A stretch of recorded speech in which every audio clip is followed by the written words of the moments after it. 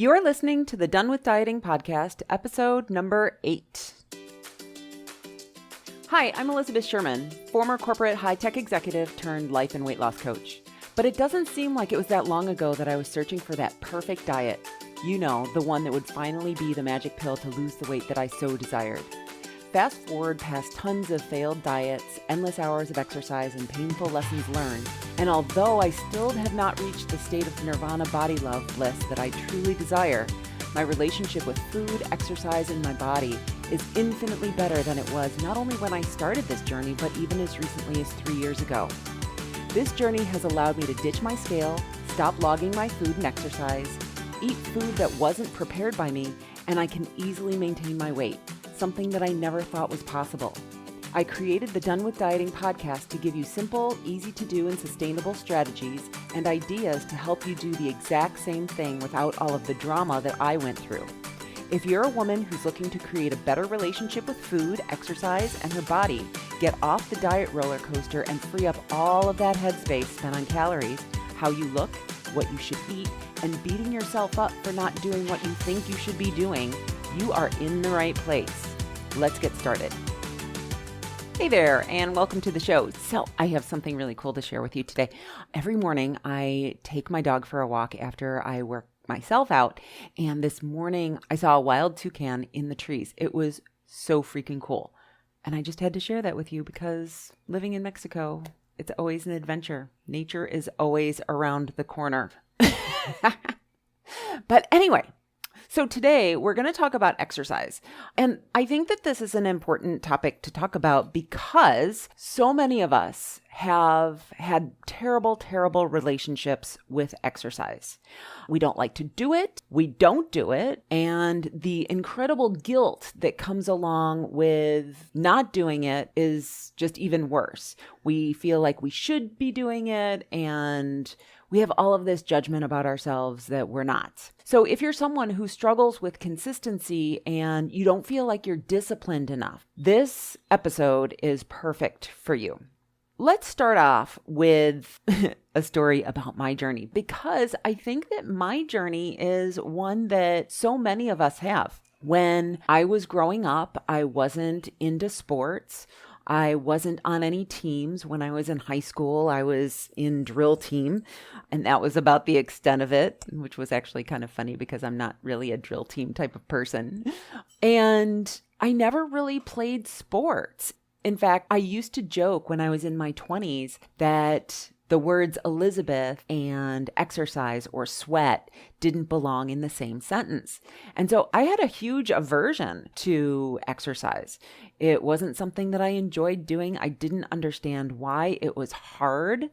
And it wasn't until when I turned 30, I joined a gym and started to exercise for the very first time in my entire life. And I would guess that for a long period of time after that, I really struggled with becoming consistent. I would go to the gym for a period of time. I would get really excited, and then something would happen and I wouldn't do it for a while. And it probably wasn't until we got our first dog that I started walking on a regular basis, and walking her allowed me to then exercise myself in the same process. That's kind of where my journey starts. And I've talked about how even for a long period after that, I really didn't see myself as an athlete until I had run my first half marathon. And one of the things that is so prevalent is the number of exercise myths that are floating around. And I understand where these exercise myths are coming from.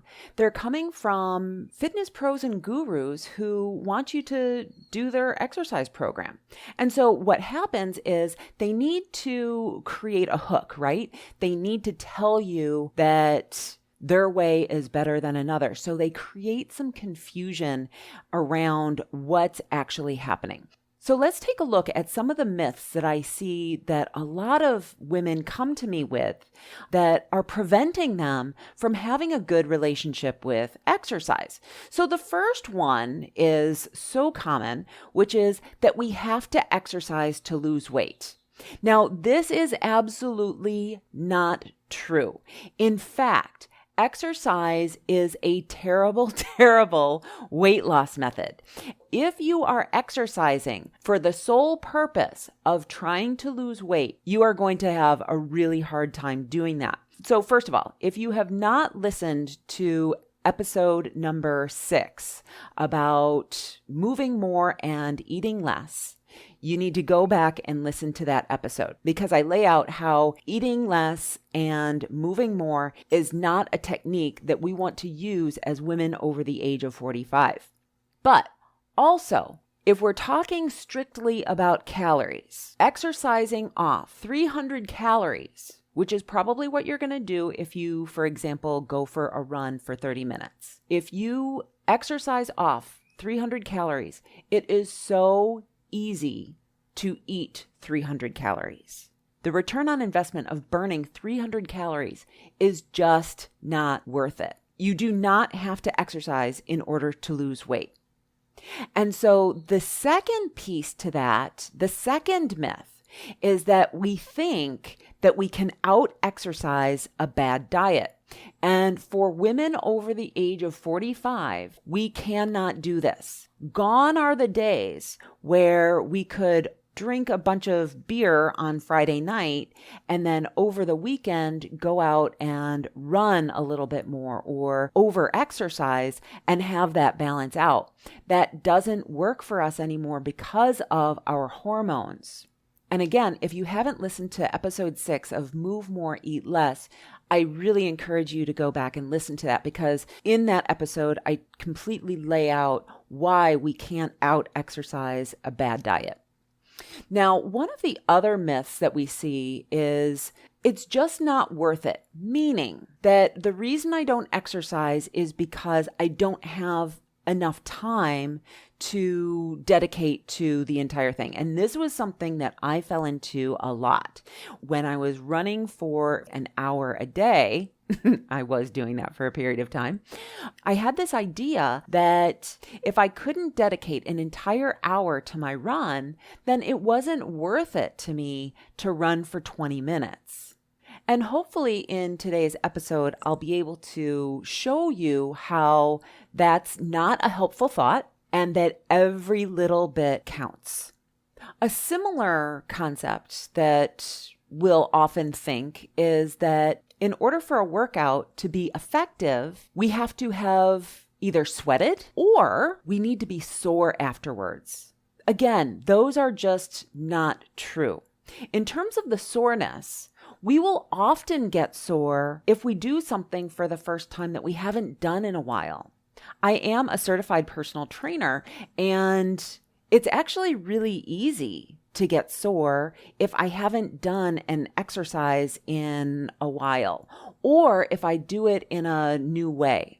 And so muscle soreness really doesn't have a lot to do with the effectiveness of a workout. There are some muscle groups that regardless of how I train them, they consistently get sore. The other piece to that is sweating.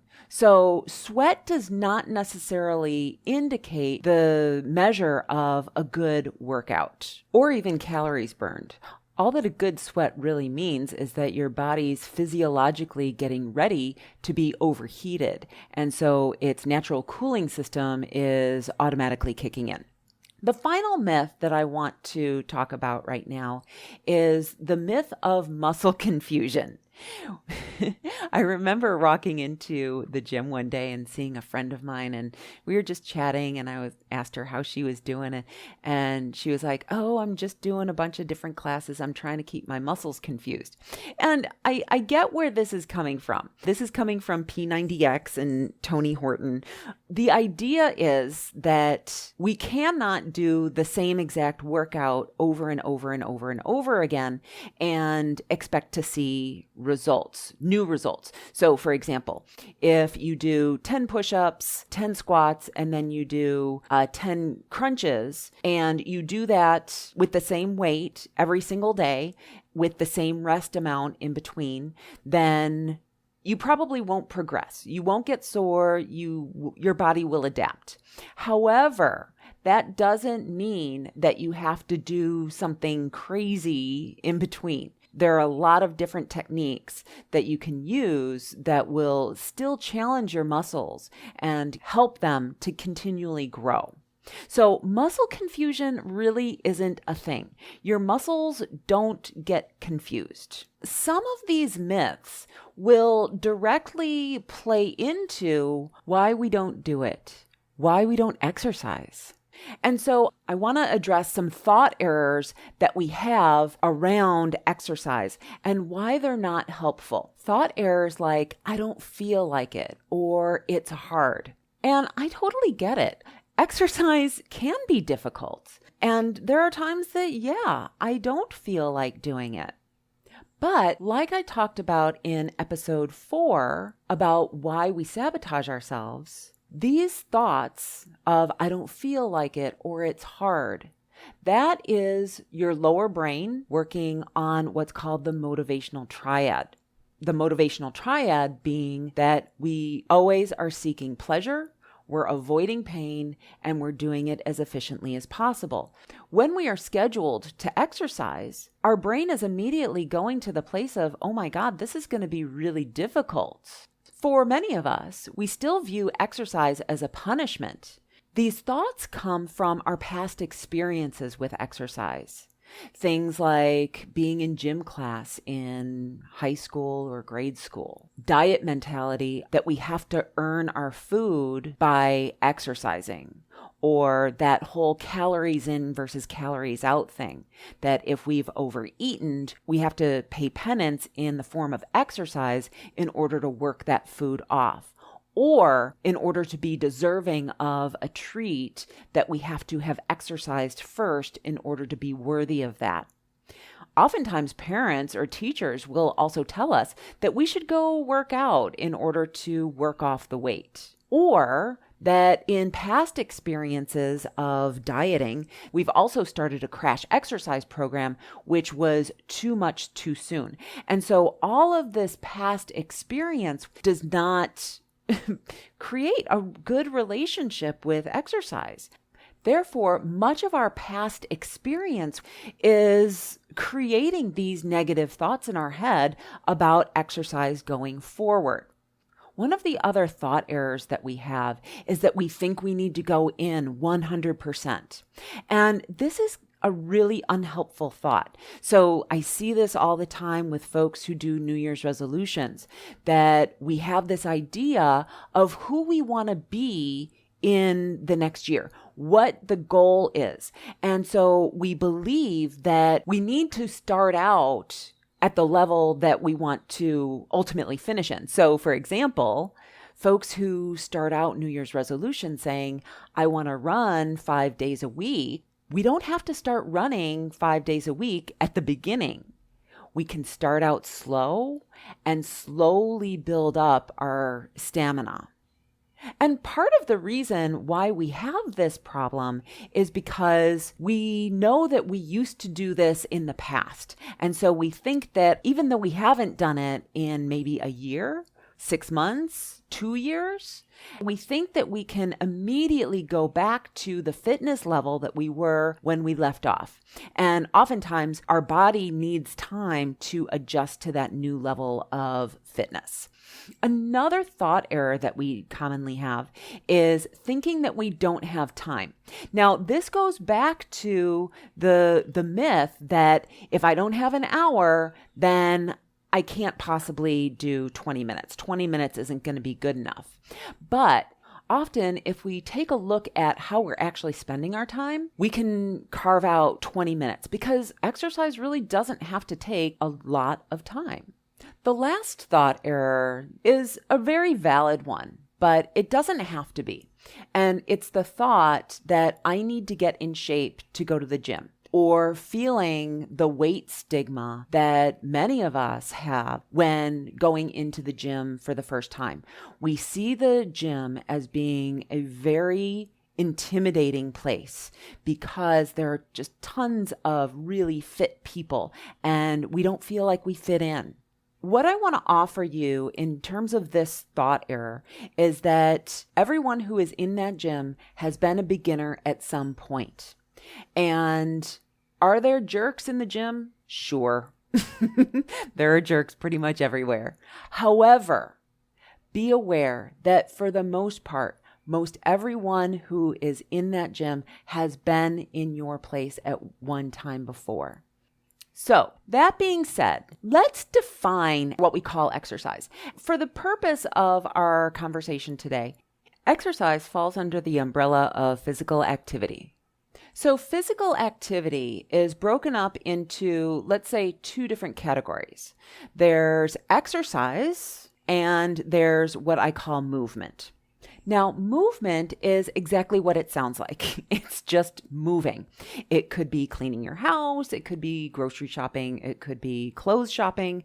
It could be walking your dog. It could really be anything.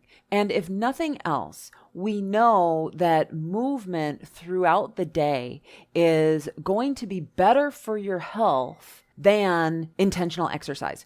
That's one of the reasons why you do not have to exercise in order to lose weight.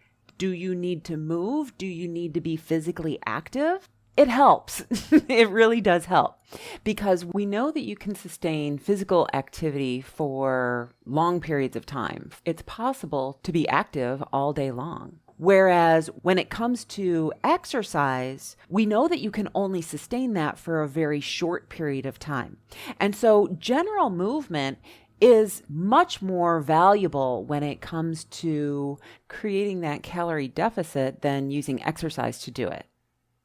Now, the other piece to physical activity is the exercise component. So let's break that down. When we talk about exercise, what I'm really talking about is intentional exercise. And that can actually be broken up into two different categories.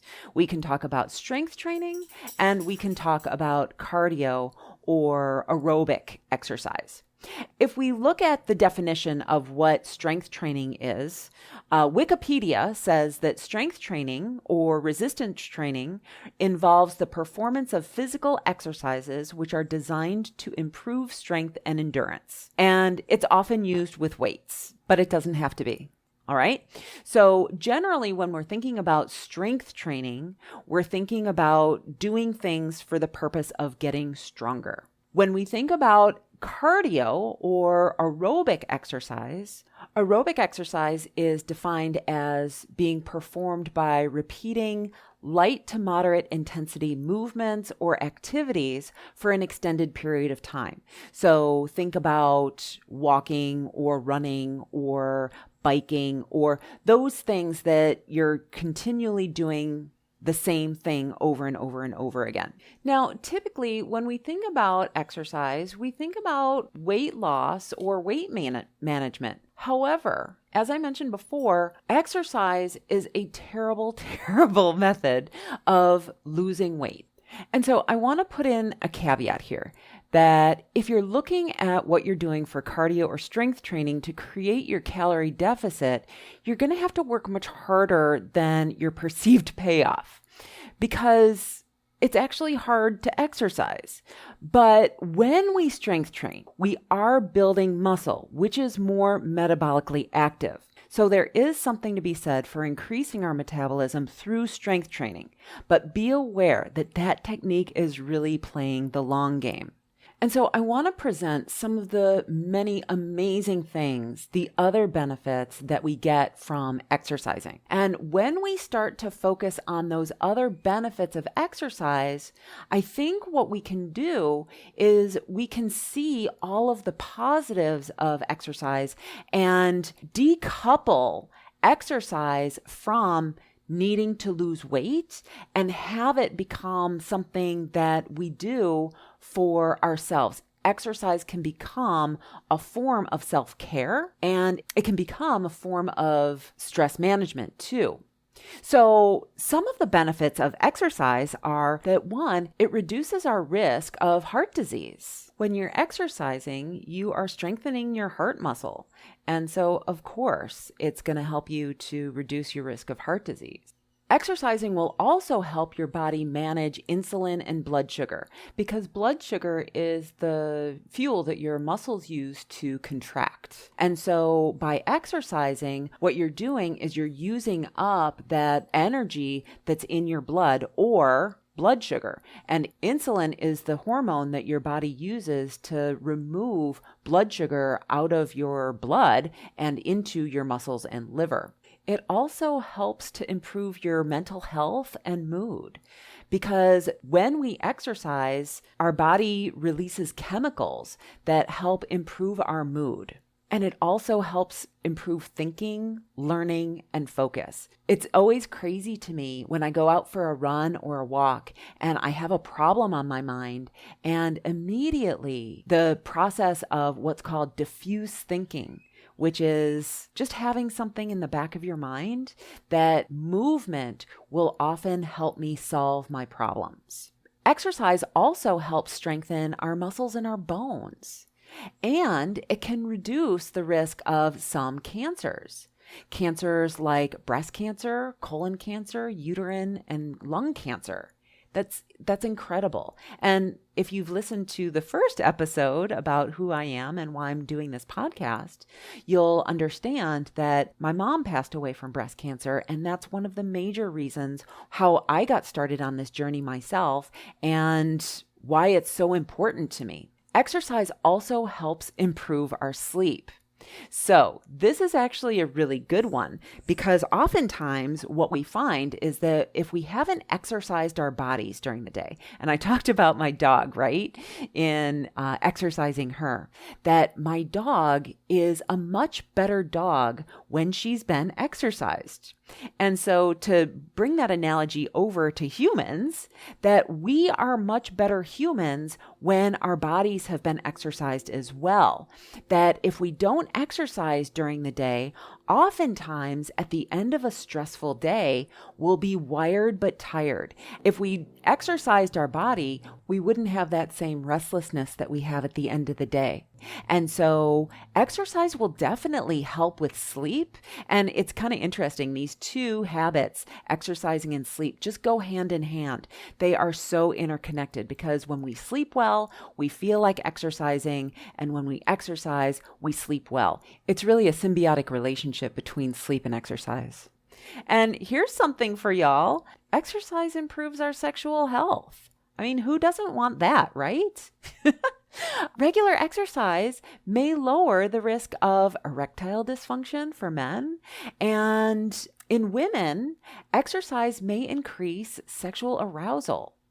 Now, the last point that I want to make about benefits of exercise is that oftentimes there's a perceived relationship between exercise and living longer. Now, there really isn't a lot of data to prove that. However, exercise can improve our quality of life as we age because of all of the advantages that exercise gives us. So improved balance, cognitive function, it'll give us some autonomy.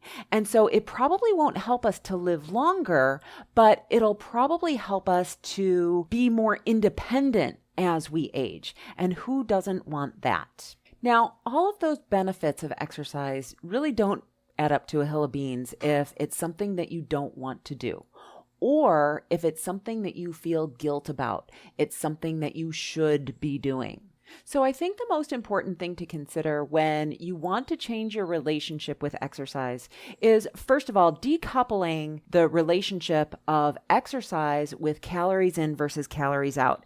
And I remember when I was first introduced to this idea that my brain just exploded. I just did not know how to possibly do that. What I want to outline for you next are the series of steps that you can take in order to start to see exercise as a form of stress management, and also starting to see exercise as a tool that you can use for self-care so that it becomes something that you actually enjoy doing, and it doesn't become something that is just this heavy thing, something that you should be doing. Another way that you can use to beat yourself up about why you're not good enough and why you're not doing enough in this world. Okay? So the first thing I want to offer you is, if you don't like doing it, you have permission to not do it. I know it sounds absolutely crazy, but if you don't enjoy doing something, you should not do it because then you're just going to harbor resentment towards it. That being said, I'm going to invite you to find some sort of physical activity that you actually enjoy. There are so many modalities these days. So figure out what works for you. You can do group exercise or you can do exercise by yourself. You can do guided exercise or you can do independent. You can choose a sport, or it could be something that's just personal achievement, something that's social, or something that's really not, depending on whether you're an extrovert or an introvert. You could be outdoors or you could be indoors. And so it really just depends. And there are so many different exercise types out there. And especially since COVID and sheltering in place, there are tons of different YouTube videos and instruction that are available to us. Things that we can actually do in the privacy of our own home. And so you don't have to go to a gym if you don't want to. If that's one of your barriers, then exercising at home is totally a possibility for you. Now, the next thing I want you to do is when you are physically active, I think that this is actually really super important. You need to make a mental note of how you're feeling after you're exercising. So another little plug for my podcast. If you haven't listened to episode number 7 yet about how to listen to your body, in that episode, I talk about something called a body scan. And so when you finish exercising, I'm going to invite you to do a body scan and just notice how you're feeling. And this is important because the next time that you have exercise on your schedule and your brain tells you that it's going to be hard or that it's going to be difficult or that you don't want to do it, what you can do is talk to yourself more than you listen to yourself. And what I mean by that is, sure, going through the process of exercising is actually going to be difficult. But if you can remember how good you felt on the other side of that, then the pain of going through the exercise can be worth it. So make a mental note about how you feel after exercising and then talk yourself through it. Remind yourself how good it felt to do that thing. Now, the next piece is to set a time limit. And what's really super important is honoring that time limit. If you haven't been exercising, don't bite off more than you can chew. Lean into it. So often we have this perfectionistic fantasy of who we're going to be next week, next month, and next year. And to be honest, the person that you're going to be next week, who's going to have to do the workouts that you've planned today, that person is probably a lot closer to who you are today than who you think you're going to be. So be nice to yourself. Set yourself up for success by doing next week what you can handle this week. So if you don't feel like exercising today, chances are that next week you're not going to feel like doing it either. So be nice to yourself. Don't bite off more than you can chew. Start from where you are, not from where you were last year or 6 months ago or 2 years ago, okay? Honor where your body is today. Start from a beginner's point of view. I know none of us like to be beginners, but if you're starting a new exercise program, that's where we need to start. Be willing to be bad at something and be able to laugh at yourself and have fun with it. Make it super stupid simple. What I mean by that is when you lay out your plan for next week, when you look at it, I want you to think to yourself, there's no possible way that I couldn't make this happen. And then slowly start to add intensity, frequency, and density, everything that I talked about in episode number 3, and add more to your program. Now, here's something that's really important. When I said set a time limit and honor that limit, It's really super important that you don't go over that limit. What we want to do here is we want to start building self-trust. One of the reasons that so many of us aren't consistent, and one of the reasons that so many of us have judgment on ourselves for not being disciplined, is because when we say that we're going to go out for a 15-minute walk, let's say, and we go out for 30 minutes or 45 because we're enjoying ourselves, next time we see that we're scheduled a 15-minute walk, we're like, oh, I don't have time for that because last time I know that I went over.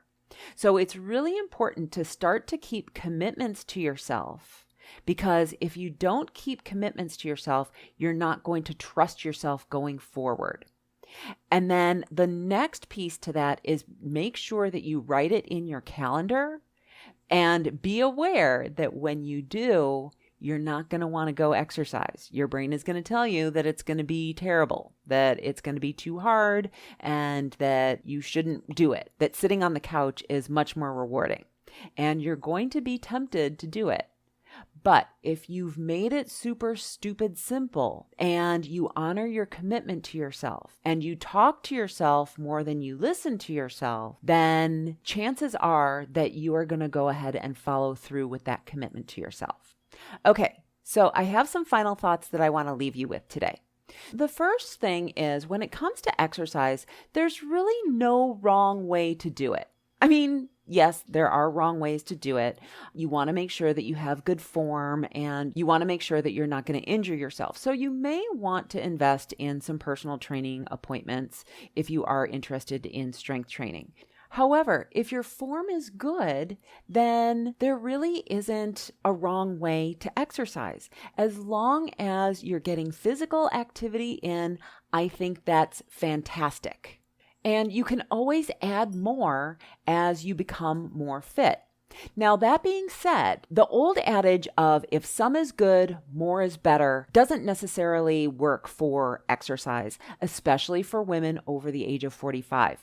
There's for sure a bell curve here where we want to do some and some is better, but there's a law of diminishing returns. And so for most of my clients, I will suggest that you work out in terms of strength training 2 times per week, because our muscles need to recuperate. And anything more is for sure going to be better, but it's not going to have a ton of impact. And so the bar is actually pretty low as far as what you quote unquote should be doing for optimal health. Now, that being said, some exercise is a stress. And so more exercise is going to create more stress in our lives. And so we want to make sure that we have the right balance for us. And if we start to notice that we're starting to have cravings or increased hunger, or our energy or sleep is poor, then it's possible that we need to back off on the exercise a little bit. So just be aware of that. We actually don't get stronger when we're exercising. We actually get stronger when we're resting. When we're exercising, we're actually breaking our muscles down. And when we're resting and giving our body the nutrients that it needs, that's when we're actually getting stronger. When the body is repairing itself, those other 24 hours in the day, that's when our body is actually getting stronger. Now, the last thing that I really want to leave you with is that since there are so many modalities of exercise, and there are so many different ways of doing it, and there aren't any wrong ways, you really owe it to your body and your mind to find something that you enjoy doing, because this is the only body that you have. You can't trade it in for another one like you would do a car.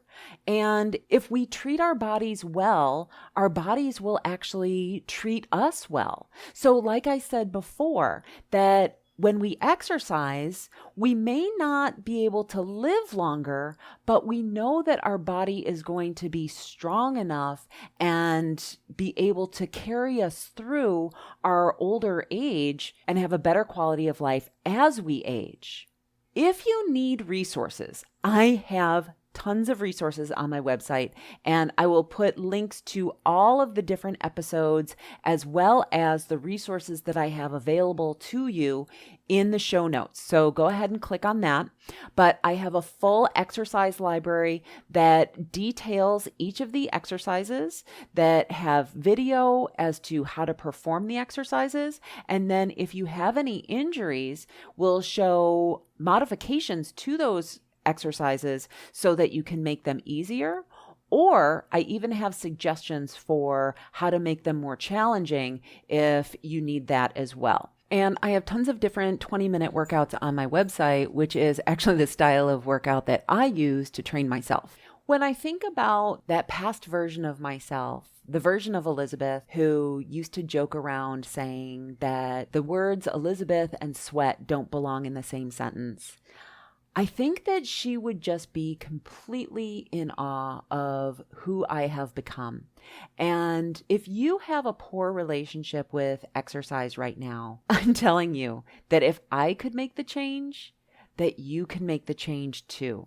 It's just a matter of having new experiences with exercise so that your brain doesn't call up the bad experiences that you've had with exercise in the past, and that you can start having a new relationship with exercise, one that you can actually enjoy. I know it's kind of crazy when I think about the two different mindsets that I've had within my life about having a really negative experience with exercise, and then today having a very strong relationship with exercise. So again, if I can do it, anyone can do it. It's just a matter of creating those new experiences. So have an amazing week. That's all I have for you today, and I will see you all next time. Bye-bye. Hey, thanks for listening. If the show resonates with you and you have a friend, mother, sister, or anyone else who you think would benefit, I'd love for you to share the podcast with them.